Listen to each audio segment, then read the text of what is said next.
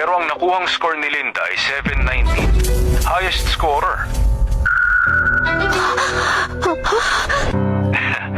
Hindi sana mababa ang score ni Nancy kung parehong education level ni Linda. Kung may star student lang ako tulad niya, promoted na ako to vice principal. Baka pwede siyang palipatin sa klase ko. Nakakahiya.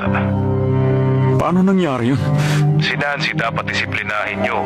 Kung hindi niya siniraan si Linda, vice principal na sana ako. Wala na. Sira lahat. Nag-invest ako sa 3 anak ko. Ginastusan para lang gumanda ang connection sa tax bureau. Nasayang lahat. Ayaw namin makaabala sa usapang pamilya. Mauna na kami, ha? Ma, hindi pa tayo tapos kumain.